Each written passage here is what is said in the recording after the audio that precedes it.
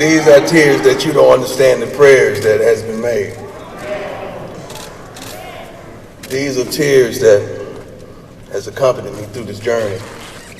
These are tears of satisfaction, Mr. President. These are tears of joy, Ashley. These are tears that just establish how proud I am to stand before my people. I said to stand before my people.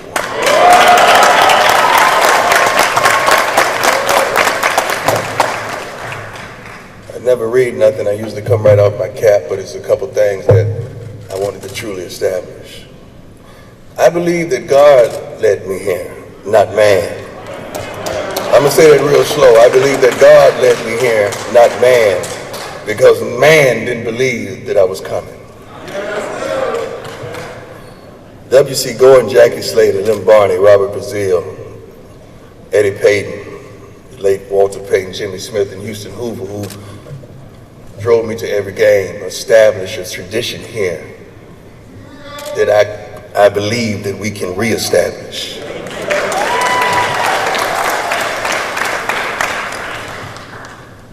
I believe the men that I sat and looked into their eyes on a Zoom call yesterday can win SWAC championships. I believe the Sonic Boom is the best thing since peanut butter and jelly. I believe that our commitment to excellence academically can continue. I believe that our student enrollment can increase. I believe that the crime in this community could cease. I believe that these young men that we're raising is going to be pillars in the community, not only professional football players, but professionals. All right, welcome back to the BCSN SportsWrap, Bryan and AD. And this is, of course, the group chat segment that we've been telling you about. Joining us right now from Dr. Cavill's inside the HBCU Sports Lab, the doc himself, Dr. Kenyatta Cavill, and, of course, Charles Bishop, one of the happiest Tigers in Tigerland right now. That's two of them. That's two of them today, Brian. How we gonna deal with that? We just got done talking to one Tiger. Now we got another one on here. We just can't Yes, run. indeed. Gotta love it. Exactly. I mean, oh, happy days are here again in Jackson State. So, and so obviously if you haven't had a chance to go back and listen to what was Tuesday night's show, a great show where Doc, Charles, Mike, and even AD joined in on the conversation, probably just a day after the announcement that Deion Sanders became the 21st head coach at Jackson State. That's some good stuff. And, you can find that on YouTube under Inside the HBCU Sports Lab. You can find it on Twitter at Inside the HBCU Sports Lab 1, and also on Facebook. So, I mean, make sure to go back and check out episode 84, if I'm not mistaken, right, Doc? That's correct. Episode 84. I appreciate that plug. Yeah. It's funny how and you need to be careful as a media person. You need to be using Coach Prime now. That's what it is. Exactly. I've got to get used to that. Coach Prime, obviously. So we have, I mean, obviously there has been a lot of conversation. We've seen a lot. And so what I'm hoping in our group chat is sort of, I told AD, there's some like behind the scenes stuff, things that led up to Coach Prime coming to Jackson State, and then wanted to get into talking a little bit about just some of the reactions of what we've seen, because as we record this, it's been about 48 hours, 72 hours. By the time most of you watch this, it's been towards the end of the week. And so we've had a chance to kind of see the reaction from just the national media.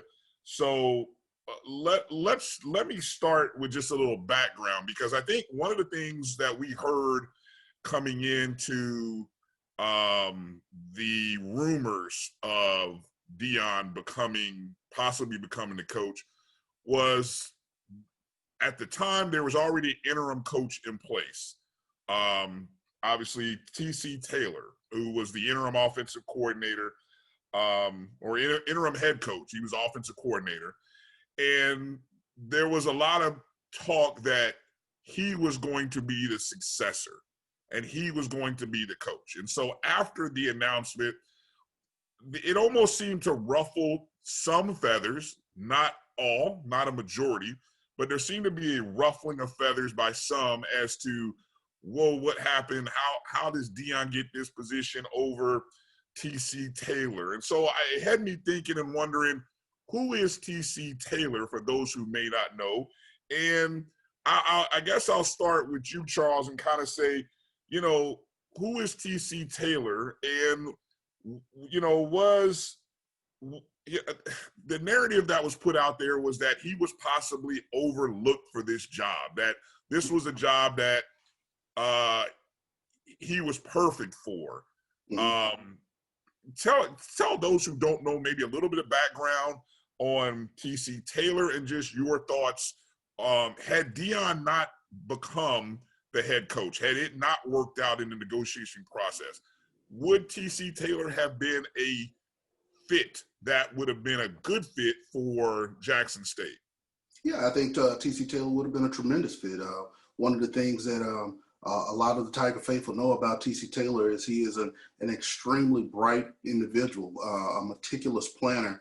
And we interviewed former Jackson State quarterback Robert Kent, and Robert Kent talked about T.C. Taylor's intelligence on the football field, and he's taking that intelligence into the coaching ranks. So if T.C. Taylor was indeed to be Jackson State's future head coach, I think the Tiger faithful would have rallied in behind him. They love having one of their own sons, if you will, to take the reins of Jackson State football. What about your thoughts on that, Doc, in terms of just the thought that here's an assistant coach being, as it was spun, overlooked, or sort of, here's a guy who's come from being an assistant coach at a community college to being an assistant coach and offensive coordinator at a couple other HBCUs. He's put in like 14, 15 years of time, and then he sort of skipped overlooked. Is that a fair narrative? That's kind of, I hate to use the word fair, it's one of my least favorite words, but yeah, no, I understand the gist of that question, and you're right. I don't know if fair is the word we want to talk about, especially on top of what we recently heard about Breonna Taylor. In this life cycle we live in, there's not a lot of things that we can talk about fairness. But I think it is an open and honest critique that we need to look at when you talk about what's taking place. And part of that critique, also in line with T.C. Taylor, is the fact that he's an HBCU graduate. Jackson State University is alma mater. And so there are a lot of fans that like the idea of having a person from HBCUs, if not even more so alumni, actually heading up the team. And so I think there is a framework about that. But we need to also look at the historical connection about this. I think the resume that is good, and I'm glad that we're talking about T.C. Taylor, because he needs us to acknowledge that if it's not at Jackson State, somewhere else, because he is primed to become a head coach. He's put in the work in regards to what is necessary. All the way back when he started out as a graduate assistant, coming up the ranks, I got a chance to actually personally meet him at Texas Southern University. And I've been a proponent, and when I say a proponent, somebody that is an advocate for T.C. Taylor to get his opportunity, and I think he will. Went to North Carolina Central, helped them have some significant success there, as we know, North Carolina Central getting to the Celebration Bowl and the kind of success they had under him. But as that was transitioning off, he was looking for a new opportunity, one, whether it's head coaching or the transition there in terms of head coaching changes there.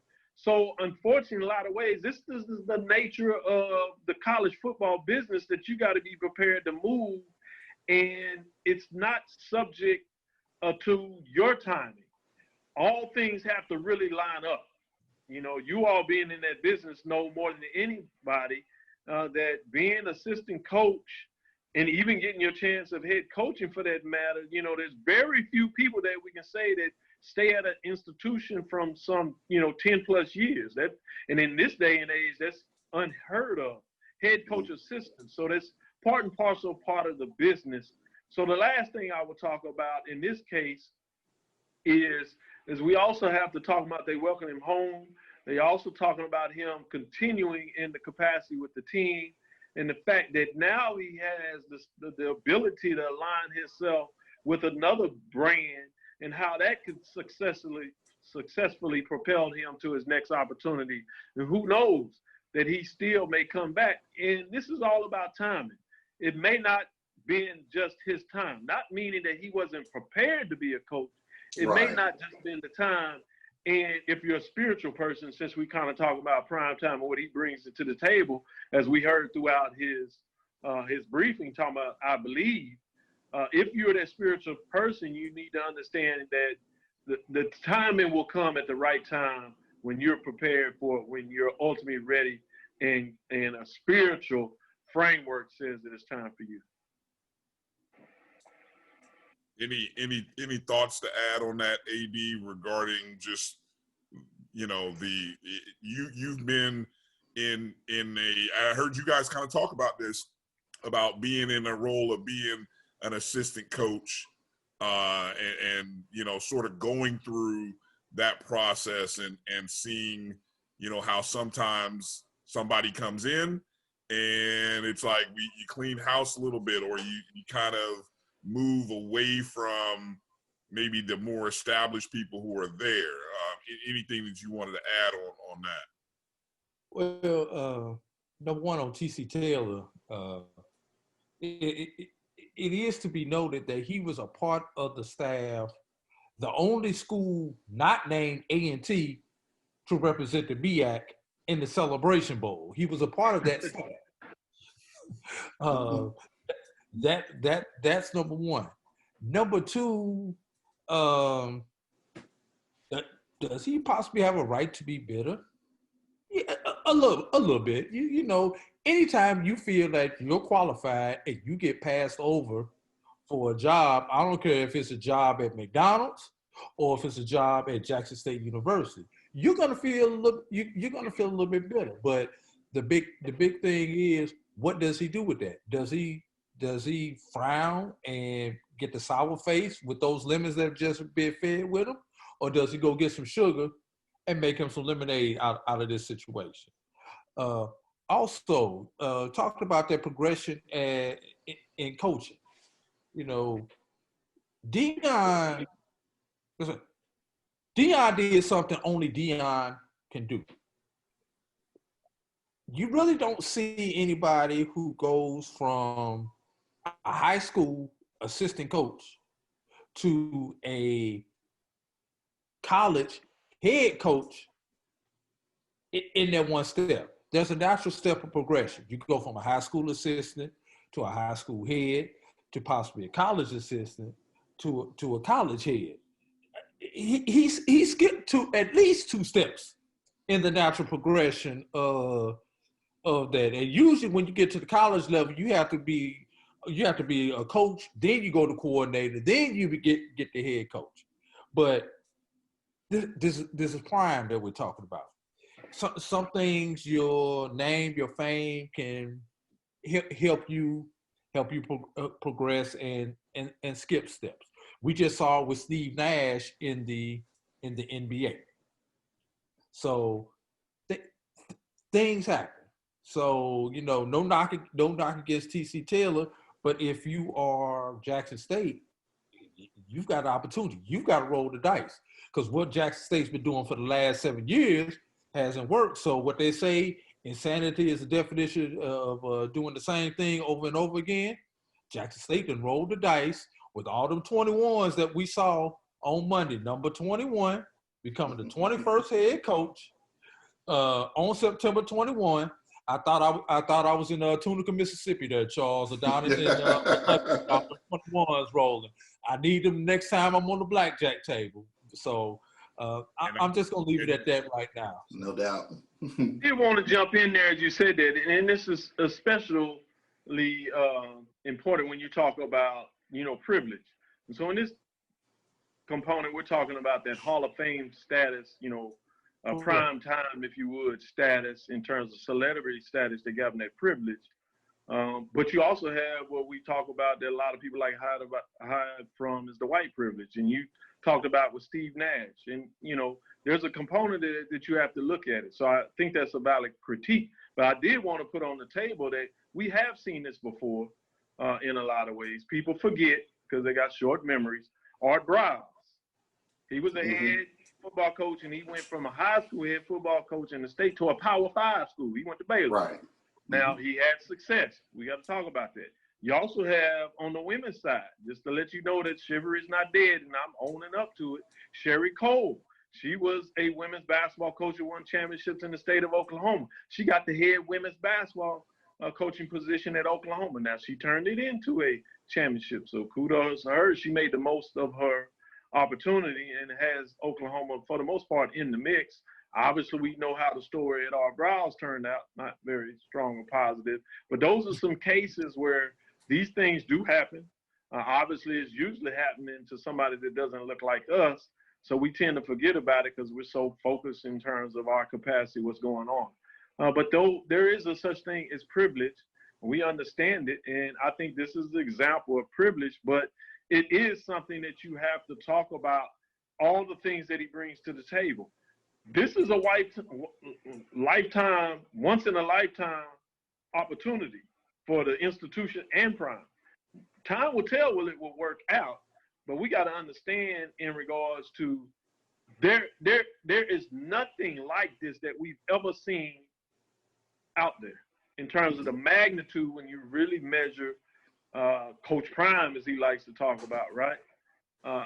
Getting this opportunity. You don't see that. So I think in a lot of cases, I have to give VP and Director of Athletics, Ashley Robinson, and the president there a lot of credit.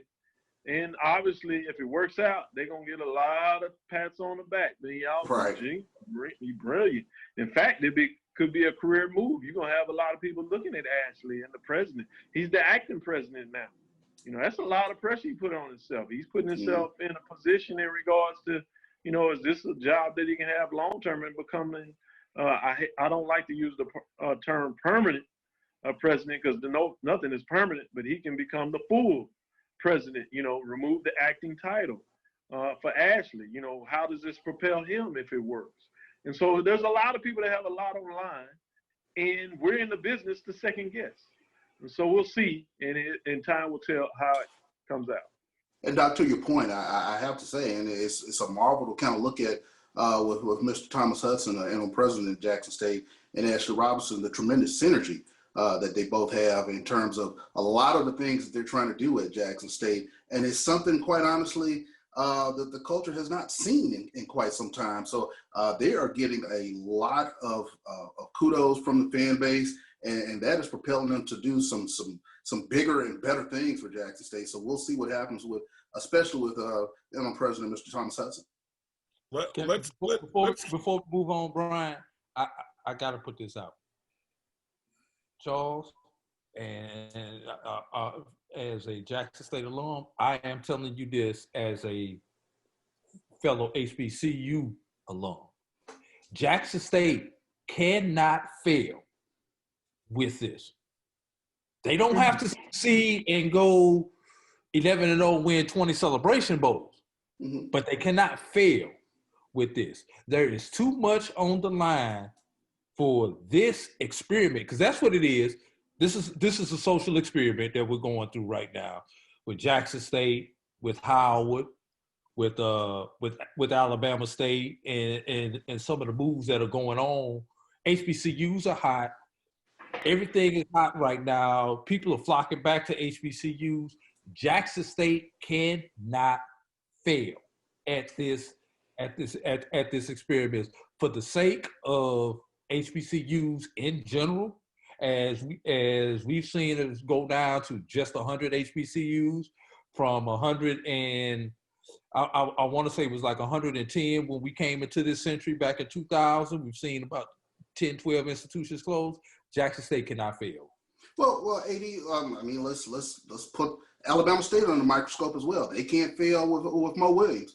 Valley can't fail with Lindsey Hunter. So I mean, it's not just Jackson State. I mean, we have to take a look at the. But Jackson State is the center of the microscope. Those other institutions that you named, Howard, Alabama State,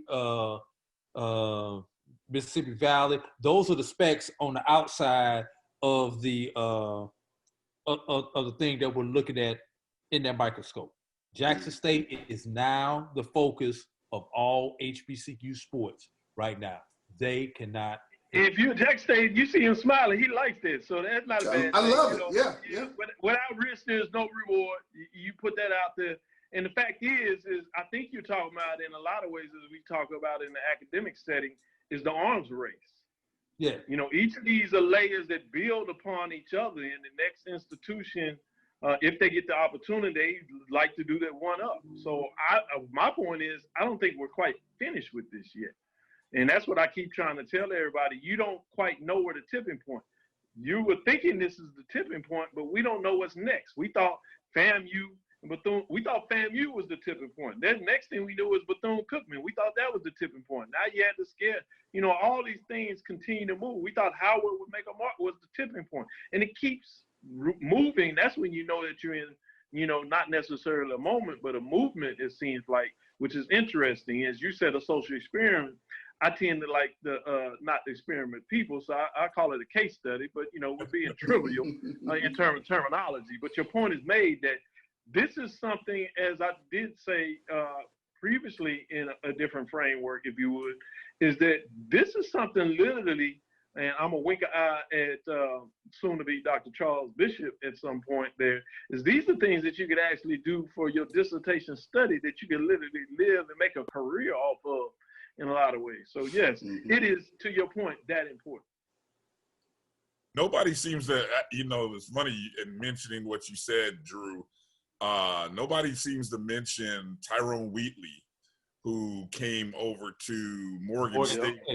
Right. And what's interesting is I have quietly seen Morgan State make some recruiting noise over the past year. I mean, it hasn't gotten the big splash that Howard or Alabama State, but he has brought in some very highly regarded athletes over to Morgan State's football program. And of course, I mean, now Tyrone Wheatley, you know, he has some cachet, obviously nothing on the level of Deion, but we know the name because he had a strong college career at Michigan, had a good pro career in the NFL, and he came over. I want to mention, I heard Doc mention about the order. You called it the natural order of things, Drew. And what's interesting about the natural order of things is that what I told you earlier was the only thing that bucks that natural order is when you have won. And so Doc brought up Art Briles, who was a winning, successful coach in high school. And the other coach, who's the other coach you just mentioned, Doc, that had won in women's basketball? Sherry Cole. Sherry Cole. C-O-A-L-E. Yes, Sherry right. Cole. So I mean that is sort of when you have shown at a certain level that you can win and you can win consecutively and build a program, you can sort of jump the natural order to where we are today, I think. True. Very true. And I look Gus Malzahn do the same thing, jumping from high school to. Sure did, coming out of Arkansas. Yeah. Right. And what you know what? Offensive coordinator did. Mm-hmm. Yeah, I mean it's interesting. Like, and this is part of what I find interesting as I've listened to people over the past couple of days. People talk about Deion coming to Jackson State as if Deion had not spent a decade coaching. Deion has been coaching for about a decade or so. at least the last 8 years at the high school level. And a few years before that, I believe he was running his youth program with multiple teams.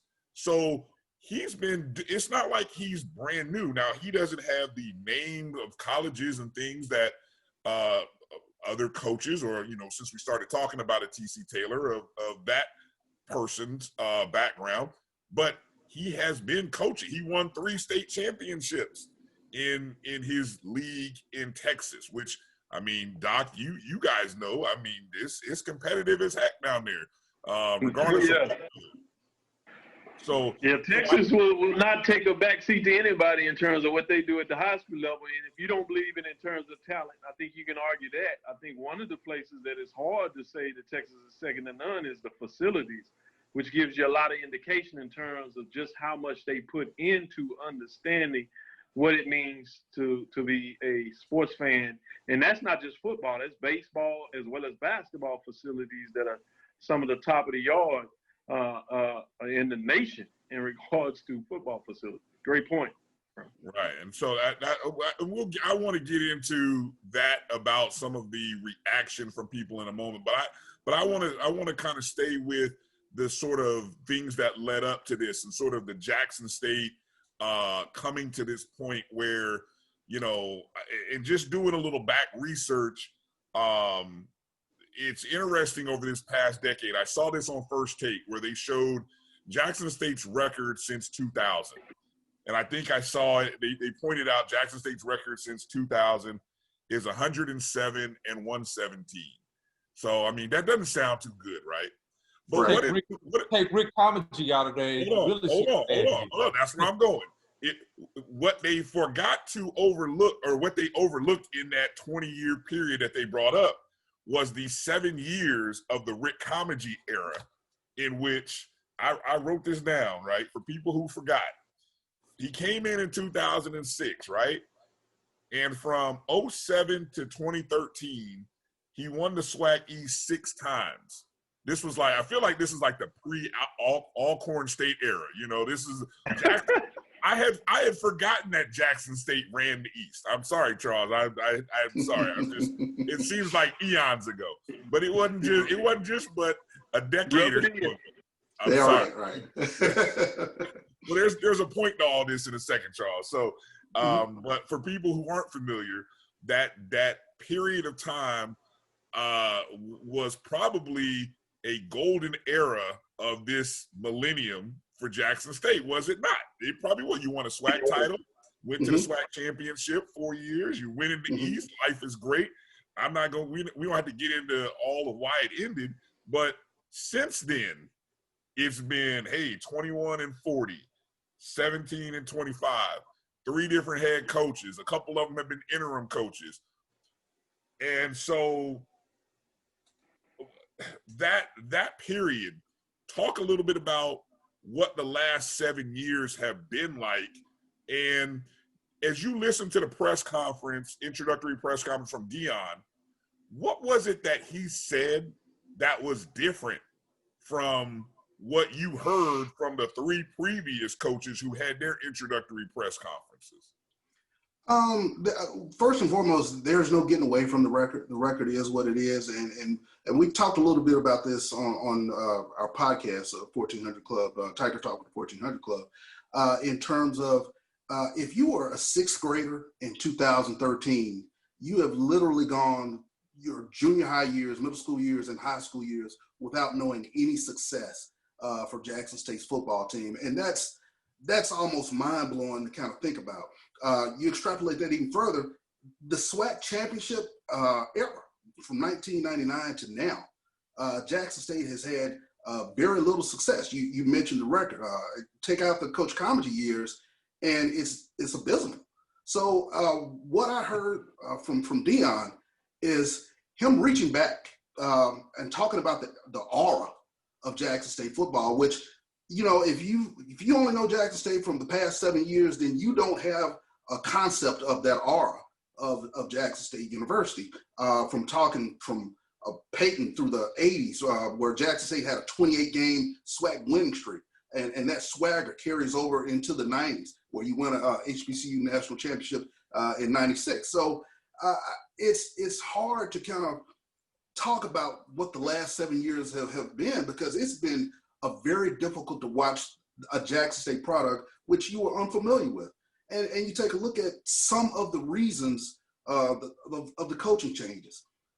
Harold Jackson, that is definitively alumni looking at, finding somebody who can reach back to an era of Jackson State football that they're familiar with. And that's how Harold Jackson kind of comes in place. That didn't work. You try to get a recruiter or an individual who you thought was extremely strong in recruiting, in Tony Hughes. And I would make the argument that in Mississippi, during that time period when he comes along in 2013, a lot of the athletes in Mississippi were not looking at going to HBCUs. Junior colleges are very prominent in the state of Mississippi. And a lot of athletes look to go through junior colleges to get to SEC schools. So you kind of lose some of that talent even there. So, to listen to what Deion was talking about in terms of why not Jackson State? Look at all this history that you have. Why would an athlete not want to come here? And that was something that, resonated with everybody in there. And not even joking about it. You had some people in there dabbing their eyes because it was the perfect tone setter in terms of what everybody wanted to hear. Mm-hmm. Mm-hmm. Doc, care to add anything? No, I think Charles really sums it up, and it's great that we have somebody that can really put you in the space, because we have a lot of folks that are outside of this, and it's so easy to analyze that from that perspective. But to put the context of that lived experience is second to none. The thing that I would talk about what I experienced in regards to being outside, and obviously you know me as a SWAC fan, first, obviously, Prairie A&M alumni from undergrad, and then TSU in regards to graduate school, ultimately with the doctorate degree, right? And so I'm a fan of both the Texas schools in regards to seeing their level of success. But as I took back and I just listened, one as a media person, but before I got through it, to be honest with you, I was a fan. It might have been that quick now. Don't get it. But for that short second, I was a fan. I was like, go ahead, Deion. I mean, as you said, he hit all the right notes. And obviously people made fun of it to some degree, but that's because we related to it from the fact that how much he turned it into a congregational Sunday, whether you're talking about a Baptist preacher or a Methodist minister. He went there. And if you from the South, especially from the state of Mississippi, you can say what you want. There's a lot of folks that were raised in the church. And, when you hit those type of tones, we may have some problem with some preachers or some ministers, but that hits home to a lot of folks. People take that religion seriously in terms of you understand, and you start to preaching to them, you're going to get folks raised up in that seat. Yes, sir. What preach? Go preach. Yes. You got, I believe. This is my Jackson State. Like you said, you talk about that history. I've been waiting for somebody to talk about the history for 20 years. We need to get back there. Why did it take so long to get Coach Bryan here? This is what we need. So now all those folks that were kind of questioning and doubting, all of a sudden talking about, hold on, where's my checkbook? We talk about at church. One of the things that we talk about in the conference, writing the checks, well, there's no better elixir, if you would, to developing a program than people writing checks. Now, you got the win to keep the checks coming in, but oftentimes if you can get enough of them up front, it's going to help you do some things in terms of facilities, which we know young people like, and you add that up with the iconic person that is not intimidated about going after anybody. Let's be real with it. A lot of coaches, it's not that they're necessarily intimidated about going after athletes, but they're looking at budget restrictions. Well, Deion, not to say he's going to spend so much of his own money, but budget for Deion is not something that he going to, especially if he thinks his bottom line in terms of him branding himself as a winner. If he got to do some of his own money to get some places, he has options and people that he can call. I mean, on his show, 21st and Prime, not to, put it on the front street, but it is what it is. He did have the commissioner of the NFL, Not that I'm a fan of the NFL or nor the commissioner, but he did have the commissioner come on and echoing, praying, talking about, yeah, right person. And then he had another guy, the guy called Jerry Jones. I told you I was a big fan earlier. Now I have a lot of issues with Jerry Jones right now and the NFL, but I got to recognize time and space. That's something when you can get, the franchise CEO, because I don't like the other word in regards to that, right? To call your show, when you can get the commissioner of the league to call your show. That says something. Yeah, definitively. You're right. Drew, anything to add on that? Charles, I'm want you to respond off of what I'm about to say. Like I said, you take the Rick Comedy era out. Jackson State has not done what the Jackson State standards are. I saw Rick Comedy when he was at Tuskegee. Rick Comedy was here at the same time, in Tuskegee at the same time that I was. And I saw some of the things that made him successful. On the Division II level, Rick Comedy was able to bring in a caliber of player that a lot of the other schools in the SIAC were not able to bring in by bringing in the D1 transfers and everything else into Tuskegee. So I throw this back at you, Charles. And Rick Comedy was a disciple, was a limb of the Billy Joe tree from back in those championship eras at Central State, which I saw Billy Joe do some of the things that he did when I was a student at FAMU. So all that to get to, what do you think separated Rick Comedy? Why was he the one who had some type of success at Jackson State? He was able to find something that the ones before him and the ones after him have not been able to find. What was that? And can Deion take whatever that formula was and adapt it to what he's trying to do? Rick Comedy was tremendous. Excuse me. Rick Comedy was tremendous at getting talent to come to Jackson State. There is no ifs, ands, and buts about that. One of the things that, you always take a look at, and I think, and it rubbed some people kind of the wrong way, was he was always kind of, how should I say, recruiting for the season in terms of plugging in junior college players. So a lot of people over time kind of started taking a look at, the high school talent that he was not so much able to bring in that he was normally pulling a transfer from here, pulling a transfer from there, pulling a junior. And it was something that, to be very honest with you, a lot of the fan base was unfamiliar with. But he won. I think one of the things you kind of take a look at, and I always go back to the 2012 SWAC championship, where they lost to Arkansas Pine Bluff. And that was a paradigm shift, if you will, for Rick Comedy, because just be honest with you, Jackson State fans, they were not going to accept a loss to Arkansas Pine Bluff. That's not taking anything away from Arkansas Pine Bluff. Tremendous team that particular year, but the manner in which they lost, if I'm not mistaken, they were pinned deep in their own territory. Huge play, sent it in overtime. They consequently won it in overtime.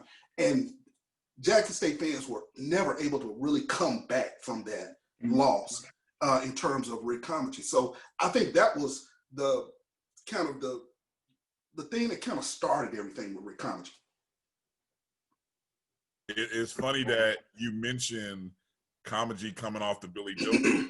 that recruiting style sounds very similar to what we saw a little bit from Billy Joe in the late 90s at FAMU, where he had a lot. I mean, we were thirsty to win. So look, let's not even let's not I say we FAMU were thirsty to win. So no one was making too much of a hay until we made that attempt to go Division I, and we had all these players like Willie Simmons who were scheduled to come into FAMU, and then all of a sudden we lost them all, and then that's when things kind of went south.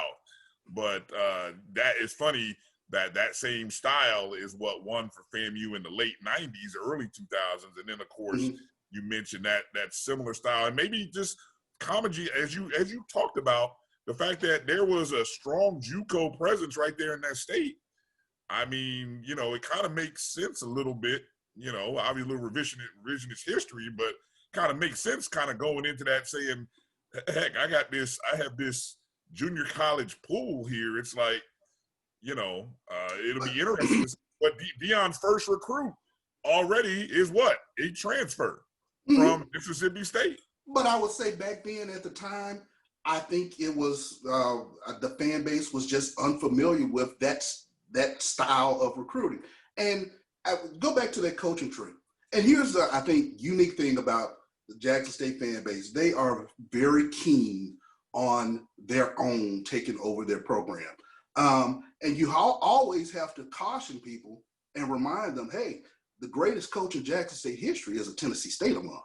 You know, W.C. Gordon is a Tennessee State alum, but that coaching tree that everybody is familiar with, going from W.C. Gordon to Big Daddy James Carson, we always tend to forget his era in there, but he actually won a Black College National Championship, tremendous team, 94, 95, 96, and it leads into another person off the W.C. Gordon coaching tree, Robert Judge Hughes. And you take a look at Houston Markham, left the W.C. Gordon coaching tree, went to Alabama State and really built their program back up. So Jackson State fans were just very familiar with that coaching tree coming from W.C. Gordon, and that break in that coaching tree starts with James Bell. And for a portion of the fan base, Rick Comedy is not from a W.C. Gordon tree. So he was going to always find that there was never going to be buy-in from that portion of the fan base. Great context.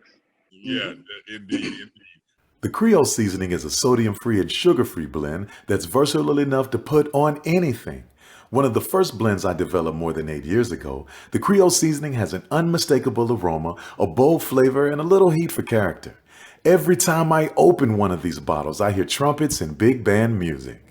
You know, the real reason why I went after Comcast and Charter, it didn't have anything to do with my cable networks. It did, which I don't know. I just knew that these black, I knew that these black colleges were going to benefit, and these black kids were going to get the education that they deserved and not have to pay.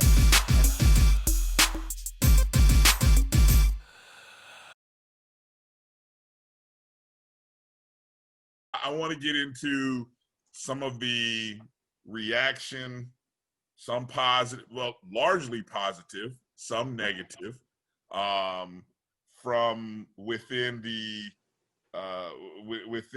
community.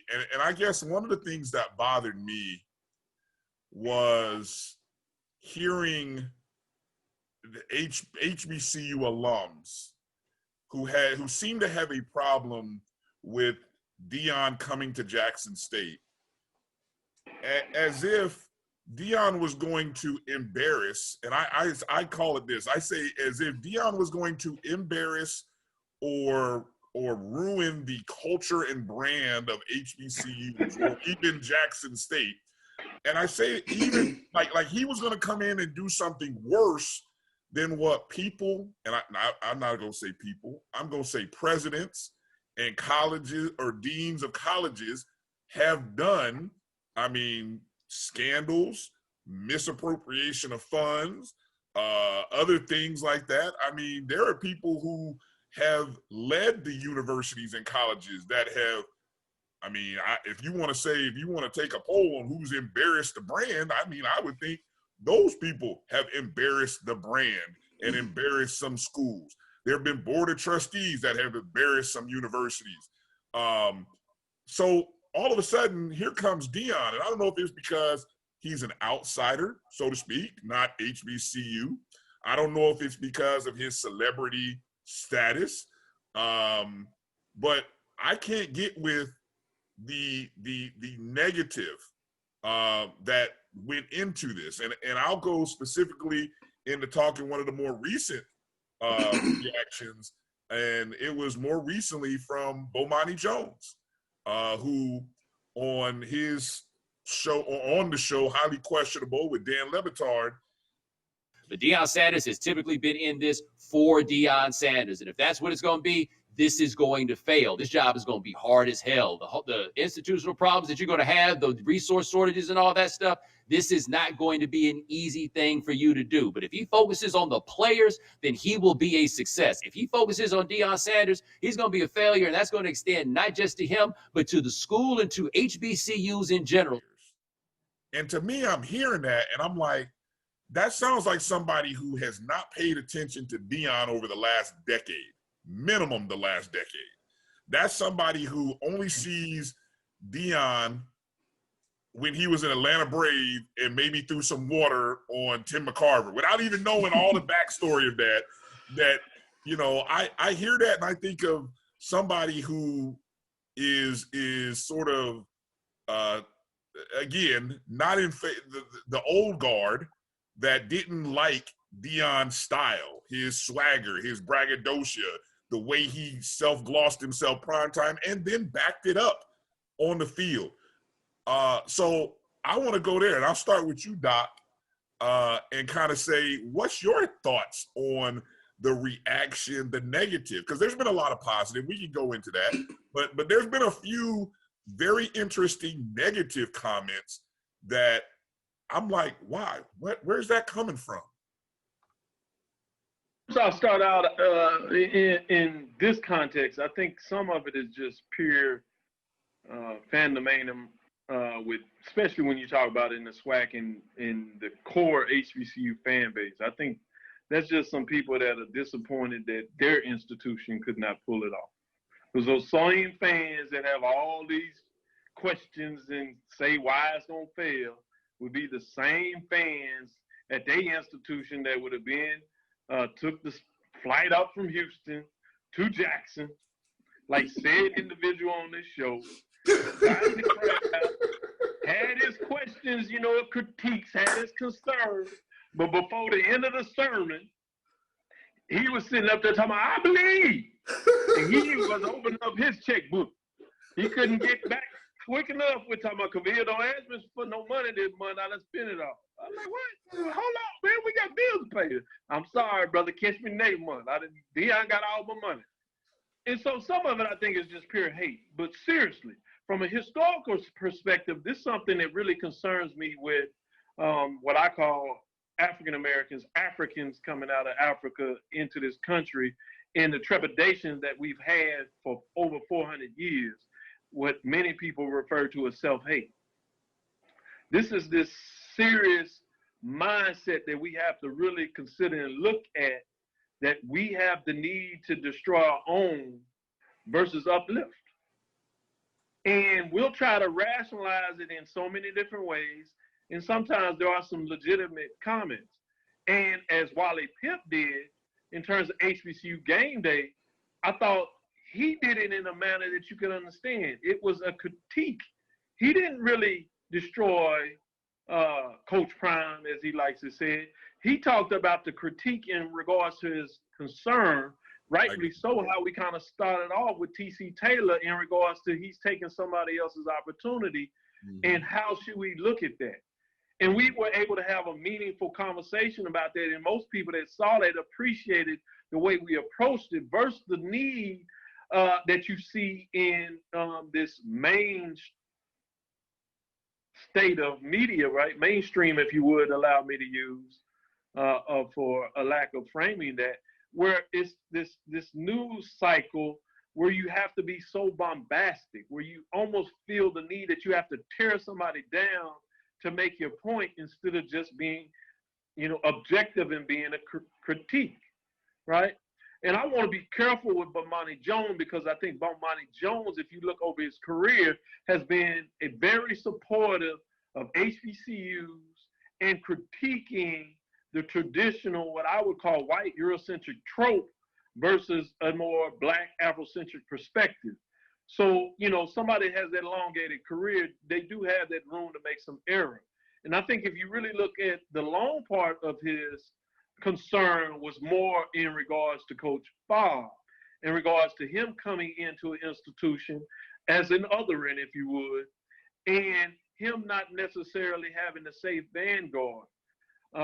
But after I've gotten to know Jay and some of the things he did, he had a reverence for that program too, that I quickly appreciated. Although similar to Deion, I thought he stepped over some people, and I thought he had some white privilege in terms of how he got that job. And I blame this on the institution more than him. He was smart enough to make sure he leveraged, if he's going to take the job, that he got the resources. And people forget that.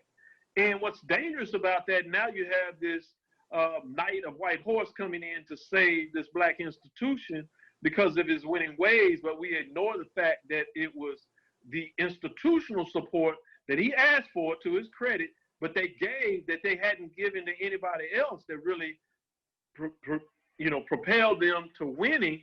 And you see that it's sustained because now they're sustaining that financial support in a different coach, Coach McNair, right? Heir apparent in so many ways appropriate to his name, how he's been able to sustain that lineage, not so much just that he's a great coach, but as I said earlier, it's institutions that win championships, and that the institutional support was there from Alcorn.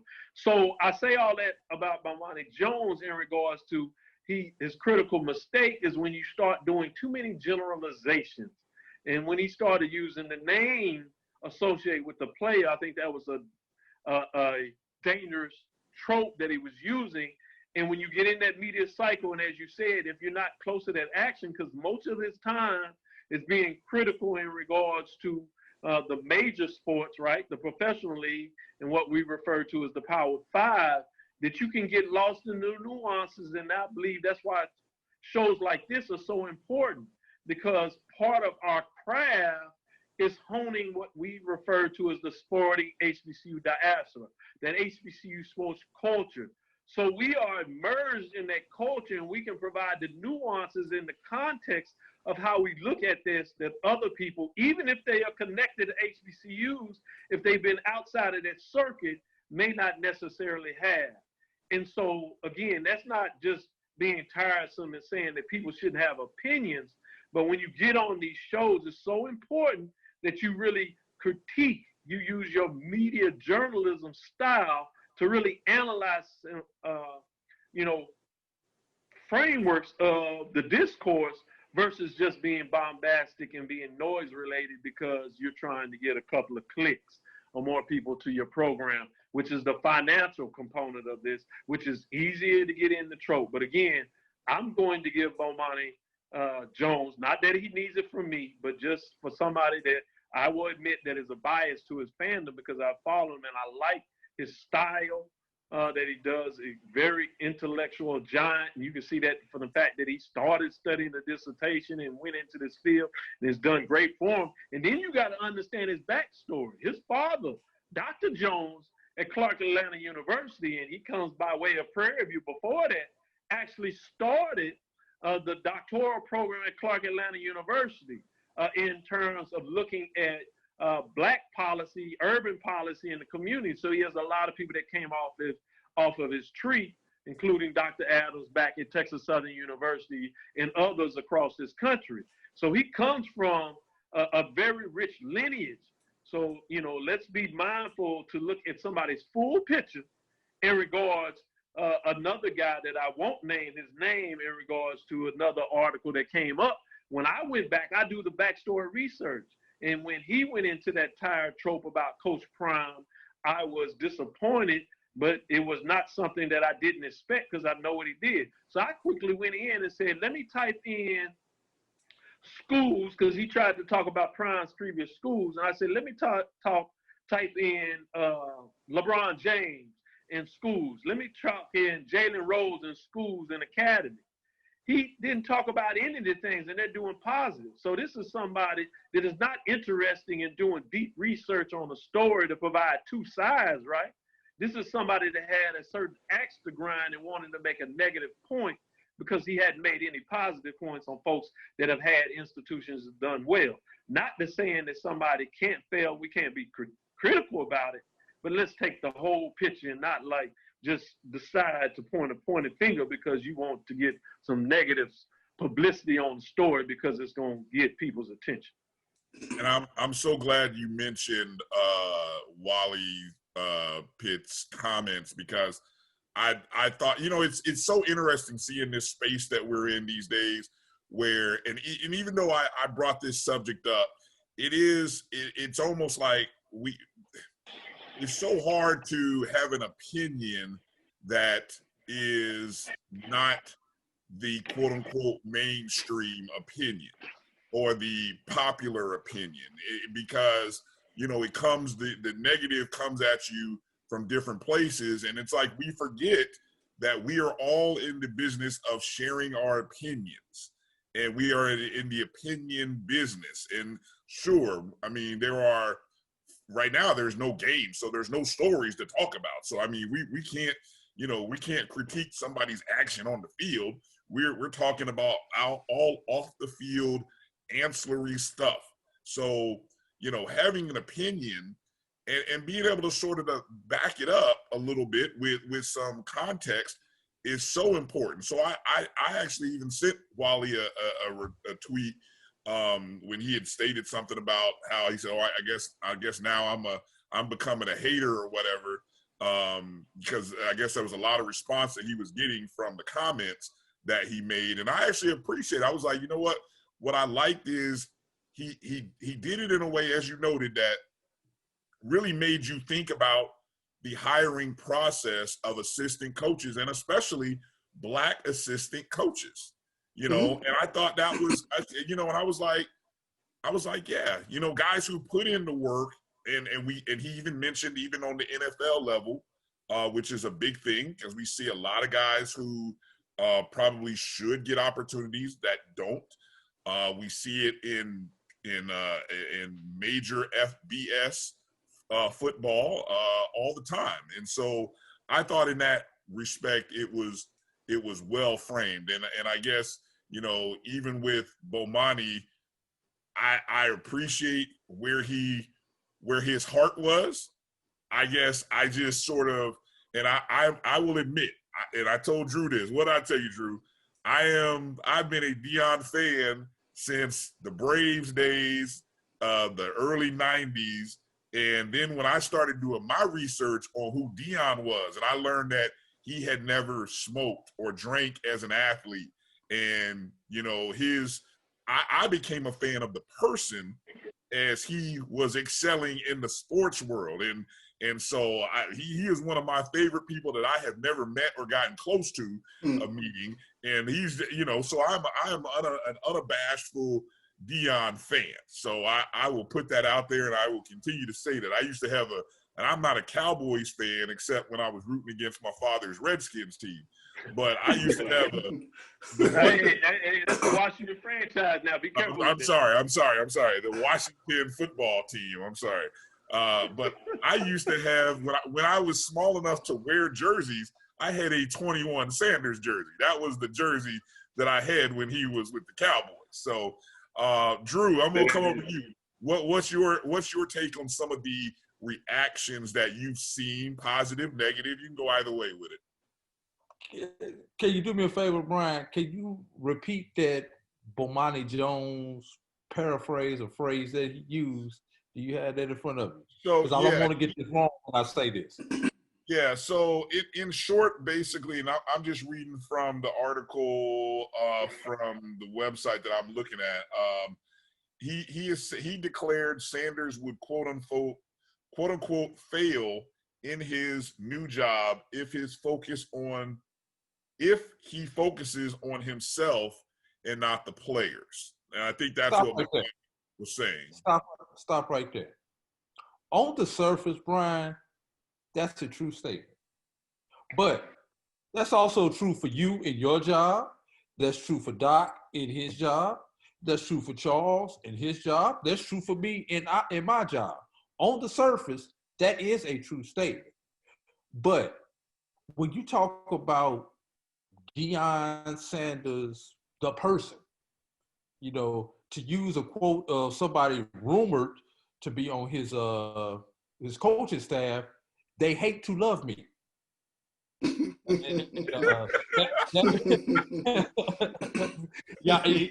know what I'm talking about when I say that. Y'all had to think about it for a minute.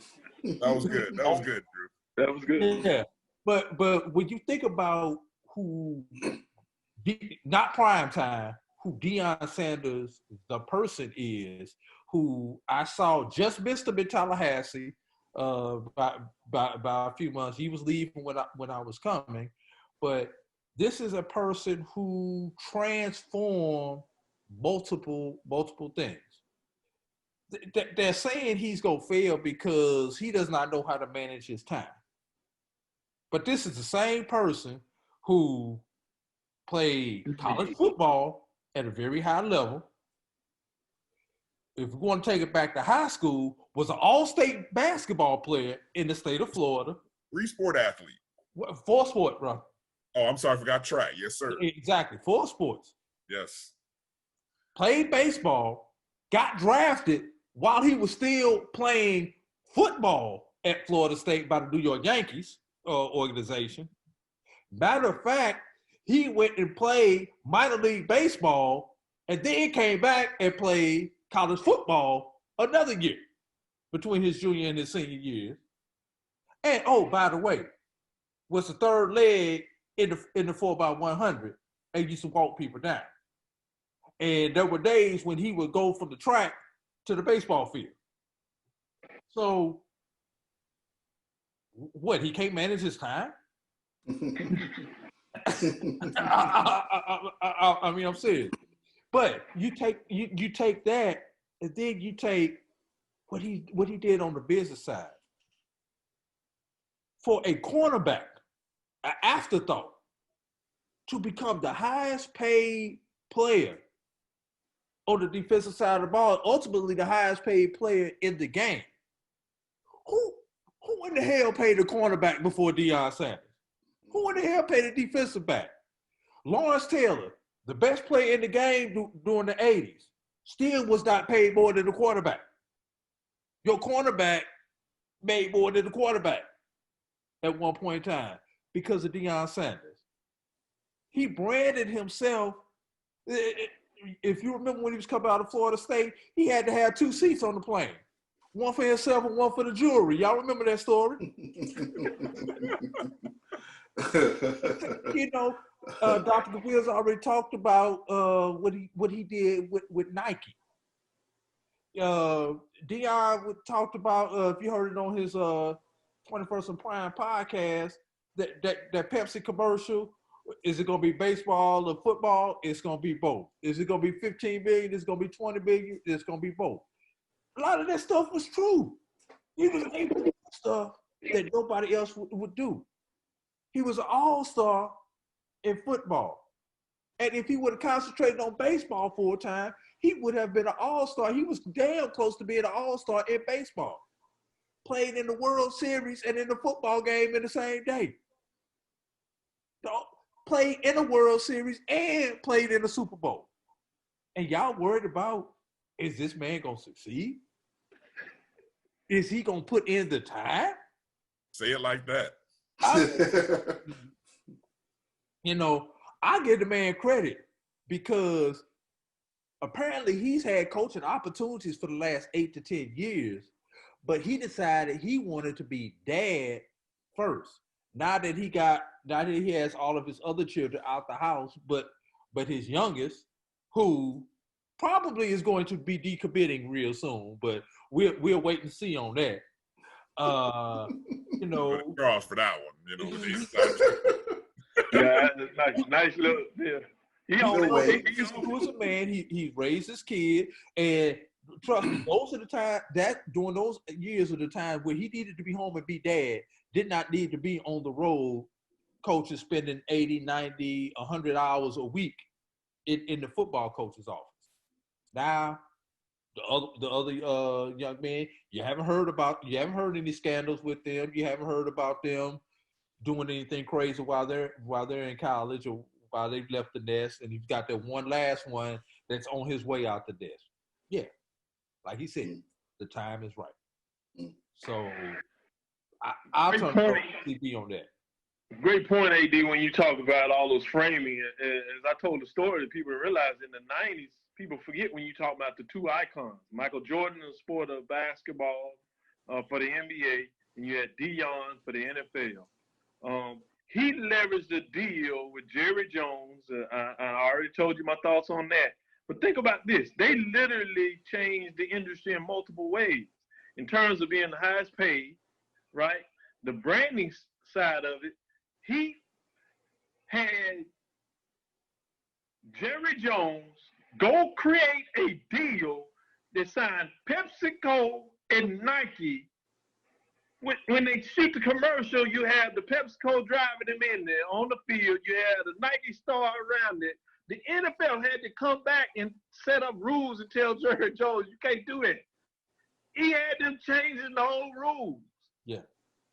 It's impossible to think about just how much credit that people want to overlook in terms if you're just not a fan because you might not like some braggadociousness. And it's fair to critique that, but don't lose your mind and lose sight about what the talent and what he was able to do, not just on the field, but transcend that in such a way that you bring out perfectly that I think is an important context for us to understand in terms of understanding the whole Deion Sanders, the whole Coach Prime in terms of what that looks like.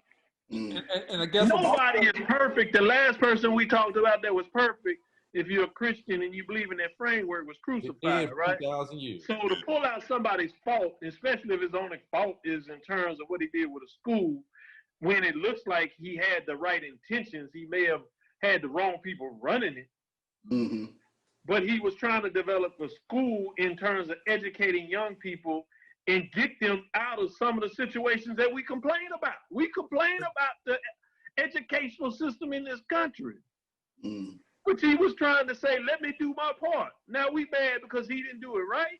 Yeah. Heck, y'all get that mad at these other folks in the system that ain't doing it right. So again, it goes back to some of it itself is that self-critique in regards to us not being able to really handle Black institutional success and empowerment in individual African-American leadership.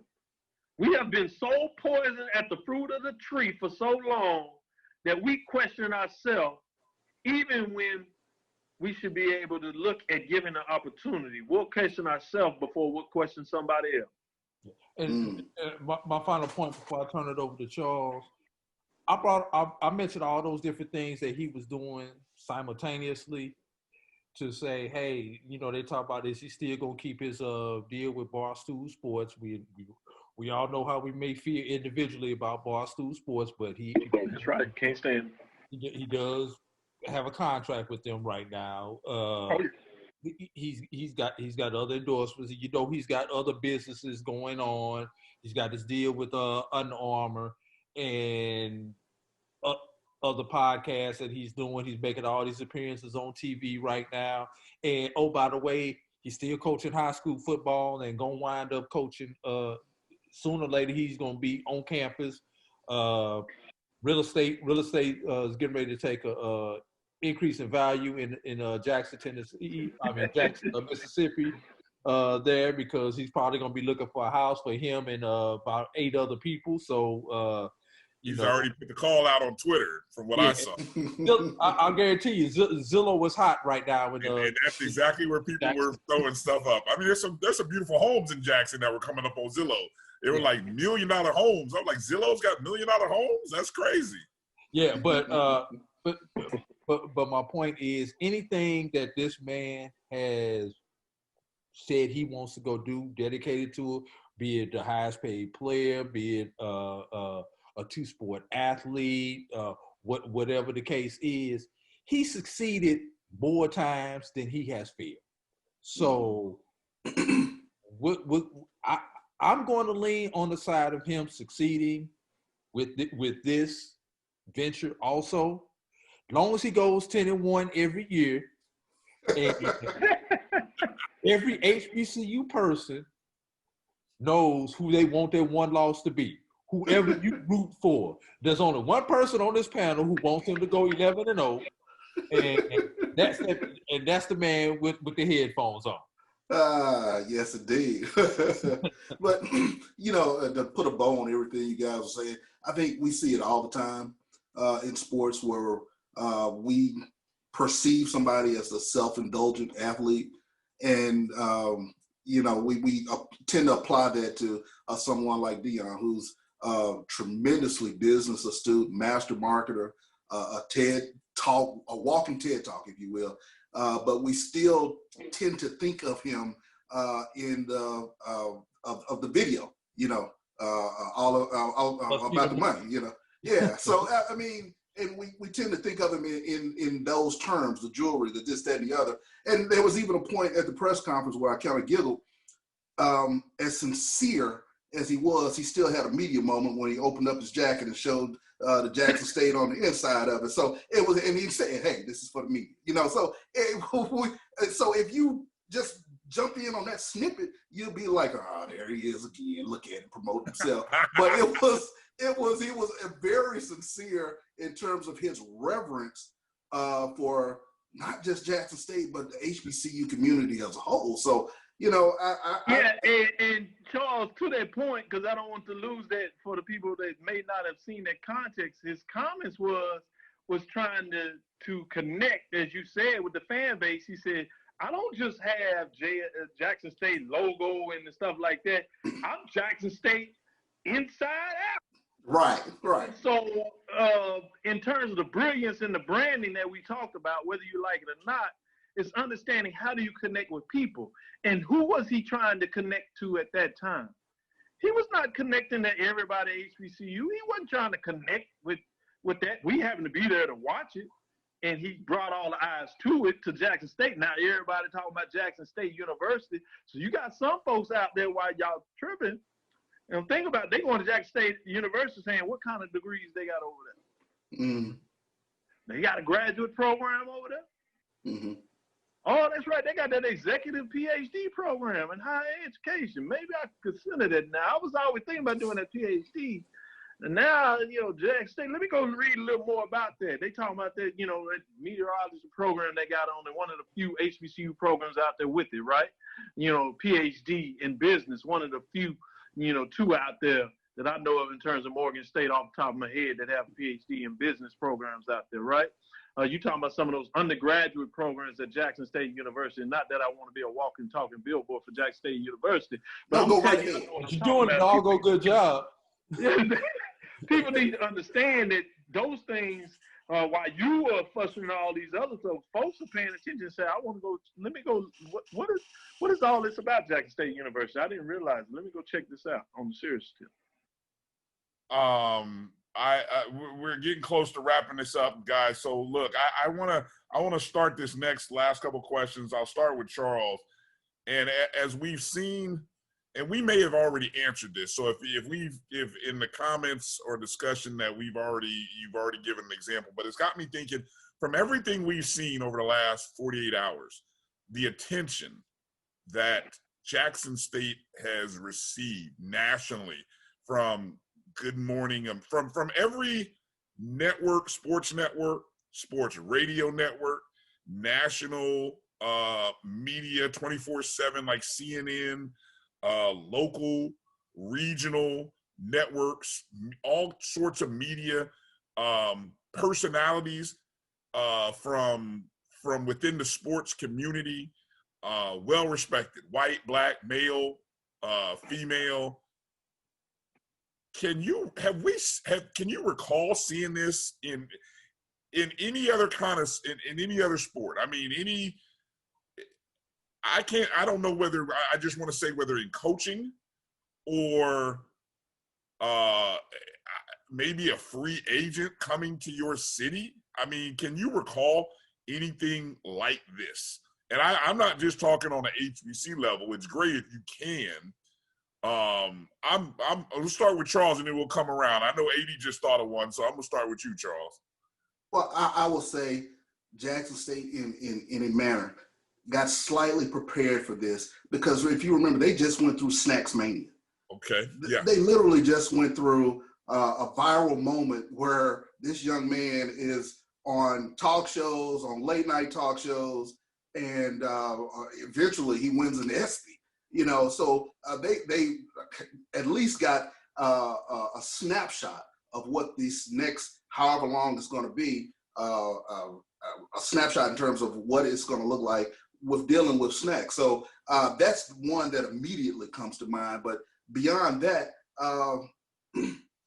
you know, and maybe when Jackson State had, you know, 2 first rounders, you know, Walter Payton and Robert Brazile drafted, but it was a different time. It was 1970. So, you know, social media. So it's hard to kind of, you know, say if there's been another time that I can think of, because there isn't anything that, you know, pops in my head in terms of something of this magnitude. What about you, Doc? Yeah, it's hard for me to really think of something that really fits this situation when you talk about from an institutional perspective, matching up with, you know, with a mega brand, mega star. You know, you think about the LeBron James when he made a decision, the first decision to go to Miami, in terms of just how much publicity he had, and that was at the beginning of it. And again, you're talking about a mega star.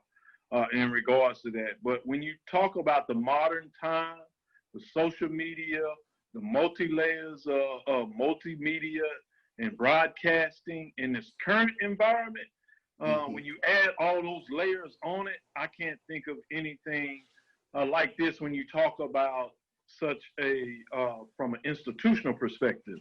It's different than when you're talking about, as you said, a franchise and a transcendent player. You know, that's different. Those are professional teams. They also have own mega brands in themselves. LeBron James choosing to go to the Lakers, right? The Los Angeles Clippers and what they were able to get done, that magnitude. But again, that's major franchises, you know, in multiple sports when you look at it in this magnitude. But this you're talking about at the college level, matching up with a major star, and so that's what makes it so unique in this situation. So I'm not sure if I can really think of anything, you know, off the top of my head at this point that says, hey, I would connect it this far. So I'm really anticipating to hear what AD has to say in regards to the connection that he's going to make. Well, you kind of hit on mine a little bit, but I'm going to bring mine a little bit full circle. Let's think about Deion. Has not suited up in 20 years. And still is making headlines on every form of media that's out there. There's only one other person who hasn't put on the uniform in damn near 20 years that can say that. And that's Michael Jordan. Michael Jordan, yep. Yeah. Deion can, just like Jordan, still sell the shoes and the apparel. Anything that Deion endorses, he is still selling. That's probably, and we just happen to grow up during arguably one of the greatest eras in sports in the 80s, in the late 70s, early 80s, into the 90s. We saw Lawrence Taylor. We saw Michael Jordan. We saw the end of Reggie Jackson. We saw Deion Sanders. You know, we saw some great players, Magic Johnson, Larry Bird. We saw some great players during those times.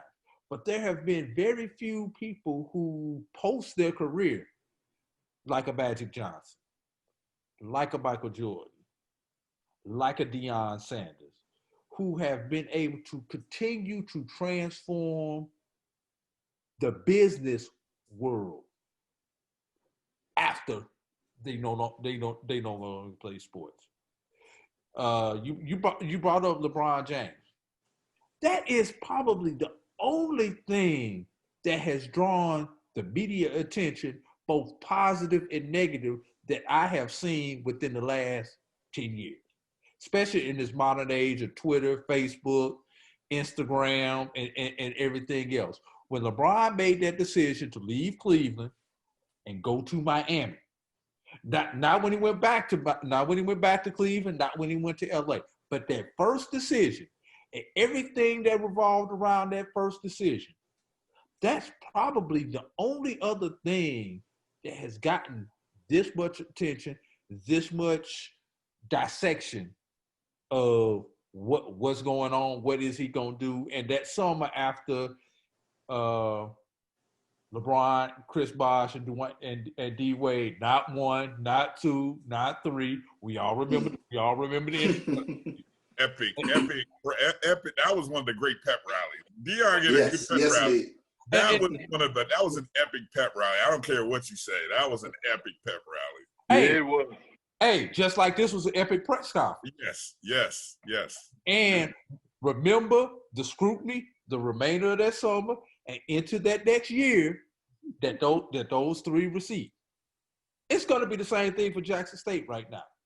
This next year is going to be a similar situation. Look back at the Miami Heat. What was it, 2013, 2010? Whatever year that was, 2010, I think it was. 2010. Yeah, 2010. Let's see how many parallels between that and what's happening with Deion and Jackson State right now. That is the only thing that I could even contemplate that we're going to be able to compare this to, because it's on that magnitude, especially for us in the HBCU community. Final thought, fellas. Biggest I mean, we've talked about. I think we all are in agreement that there is going to be a certain level of success for Deion and for Jackson State. I think we all agree to what levels we'll be interested to see. What do you think is the biggest area of need and or concern that faces Coach Prime as he takes over as the head coach? Start with you.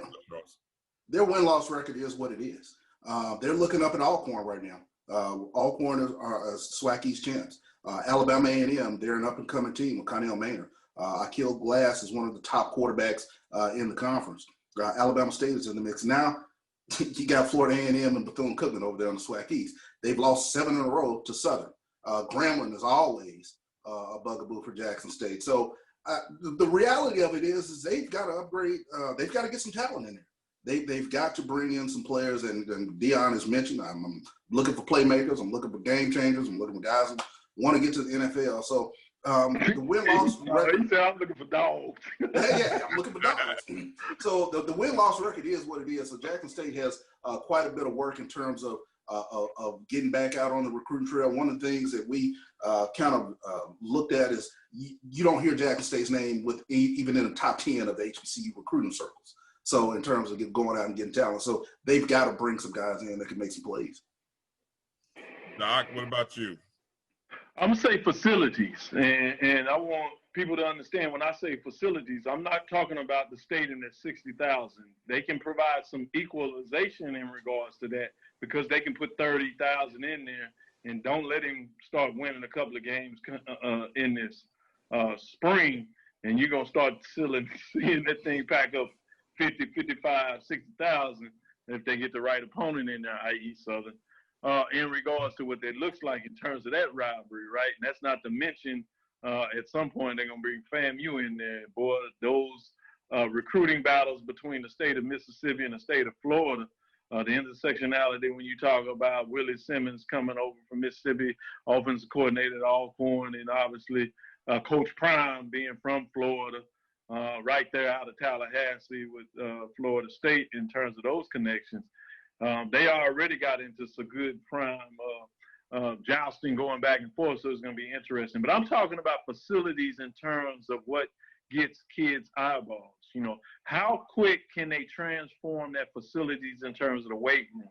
How quick can they make some of the nuanced things in terms of nutritional components? And these are things that I've heard that they are doing, plan on doing, and will likely get done.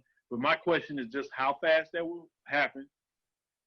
And obviously, the faster you're going to get that when you add in some facilities, even if it's just the design of these facilities, because people sell hope and a dream. That's what recruiting is all about. And you add in the magnitude of Coach Prime in terms of what he can do in terms of sitting into houses that most people can't get into.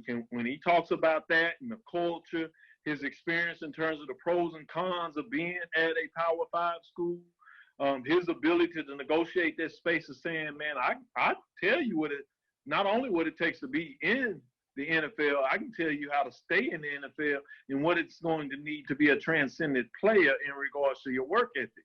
Because one thing that people miss on Deion Sanders, I would say, in regards to when he was at his craft, people often talk about his talent, which is something that we should talk about, AD, as you broke down in a very good process. But people talk about his peers now, talk about how he dissected the film, his ability to be in the lab, if you would allow me to be talk about inside the HBCU sports lab, but his lab in terms of breaking the film down, right? Studying about his craft, the way that he practiced.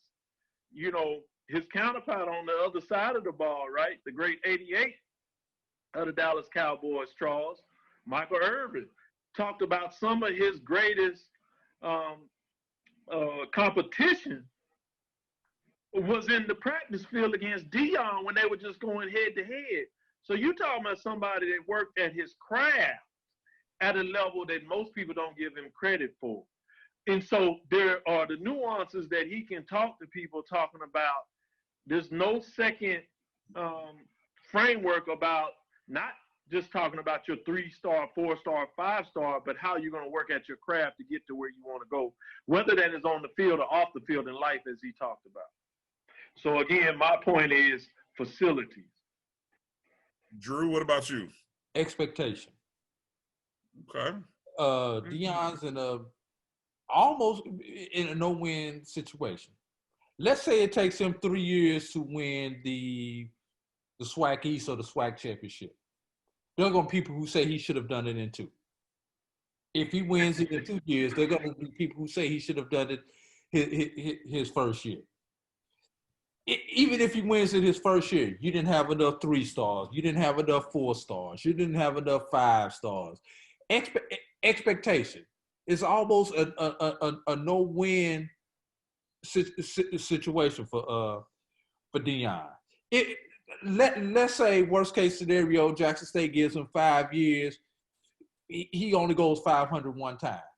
But Jackson State gets those facilities that Doc is talking about and gets some of the other ancillary things. You know, is Deion a failure? Or did Jackson State get what they needed to get out of it? And did Deion get what he needed to get out of it? Expectation is going to be going to be that thing. You know, the man's name is Deion Sanders, not Jesus Christ. He's not a miracle worker. Like Charles said, the record is what the record is, and there's a reason why the record is what the record is. Deion is not going to be able to correct this overnight. And so many people are going to expect him to do it overnight. He's human. He's going to need time. I don't care how many years of experience coaches he's going to bring in. He is going to need time to get this right. Are people going to give him the time that he needs? Or they going to give him the leeway that he needs? Or and at the same time, if he's going too far, Jackson State has a standard. If they think he's going too far, are they going to rein him back in? Or will they rein him back in too much? These are just different things that are going to be interesting to look at and see what are going to be the expectations, and can he meet them? Right. I will conclude mine with his coaching staff, because 2021, the season of Prime, will be a very interesting year where not only are you playing 3 months in the spring with 2 months of preparation, probably 2.5 months of preparation, but then you have a very short summer, and then it's turn around and get ready for the fall. So you're talking 3, 4, 7 months of game action when normally you may only play 4 months in a normal year. So the kind of coaches, and we've heard that Deion has already, even though the reports of who his coaches are has been disputed, he says he already has them ready. I just hope that these coaches are teachers who can teach quickly on the fly, are great communicators, and are really invested in this short window. Because like you said, they're going to come in and, hey, you got to work 2.5 months and get ready for that spring season. And then it's turn around with a short summer. I don't even know if you get a short summer break, maybe a week or two. And then, hey, we gotta come back and get a Christmas break and do it again. Yeah, we got a short little window of a break, and then we got to get ready for the fall season. So it's an unprecedented time for a new coach. While everybody else in the SWAC, if I'm not mistaken, has been preparing over these 4 months of the fall, actually 6 months from the time that summer hit all the way until December, they've been preparing for what they're going to do in the spring. So Jackson State is starting last man in the race. It'll be interesting to see how fast Deion and his coaching staff can catch up to the rest of the pack. That's going to be the interesting part. Can he hawk him down like he was third leg on that 4x1? There you go. That's exactly what I'm talking about right there. All right, guys, hey, look, we appreciate the group chat joining us for this. Let's make sure to give out the plugs, because we got Dr. Cavill's Inside the HBCU Sports Lab, but Charles Bishop is a part of the Tiger Talk podcast with the 1400 Club. So Charles, let the people know about that show and where they can reach out to you, and then Doc, we'll let you do the plugs for the Sports Lab. Sure thing. I co-host Tiger Talk with the 1400 Club with my co-hosts Christopher Darrell Neely and Corey Collins. We talk all things Jackson State athletics in terms of not just the athletics part, but the university part as well. And what we try to do is bridge the older generation with the newer generation and really bring and drive the narrative of Jackson State athletics. So you can catch us on Spotify, all social media outlets in terms of that. But we try to put out a show at least 1 or 2 a week in terms of podcasts. So you can always go to Spotify and find us. It's Tiger Talk with the 1400 Club. And I gotta admit, Charles, let me really know, I love the phrase, the soft bigotry of low expectations. I have that in quotes. And whenever I use it, now that I know that it's Charles, I will reference him and give him credit for that every time. No doubt. Because that was so beautifully said. I was excited listening to it. I had a tiger fist pump when I said that. I said that is what it is. But anyway, so great show. I enjoyed listening to you guys. And learning about Jackson State and everything you guys are doing. So sure thing. Thank you. Yeah. All right, Doc, fire away. Certainly. Check us out. When I say us, that's Mike Washington and Charles Bishop on Dr. Cavill's Inside the HBCU Sports Lab. Every Tuesday, we start at 6 o'clock Standard Time, and you can check it out. We usually go at least an hour, and sometimes if we have a special guest, which may drop in, could be Rob Calloway of the Sports Report, or AD Drew. Don't be surprised if we sneak Brian Fulford in there as well, better known as the Doc around these parts. So check us out, as you never know who's going to join us in the lab. That's Dr. Cavill's Inside the HBCU Sports Lab with Mike Washington and Charles Bishop every Tuesday from 6 o'clock Central Standard Time. You can check us out live on 12:30 a.m. KSOH and Houston, Texas. You can do it on Facebook Live, as well as if you can't catch it live, go check us out on YouTube. Join it so we can get those numbers up. We appreciate that as well on Inside the HBCU Sports Lab. And follow us on our social media platforms. That's me individually, Dr. Kenyatta Cavill, Dr. Kenyatta Cavil. If you want to get all this kind of news all the time, follow me on Instagram, Twitter, Facebook. I'm always giving this information and plugging these individuals because they have all the news you need to know from every perspective when you want to talk about HBCU sports. And if you can't catch it live, check me out on podcast at Spreaker. Dr. Vill's Inside the HBCU Sports Lab.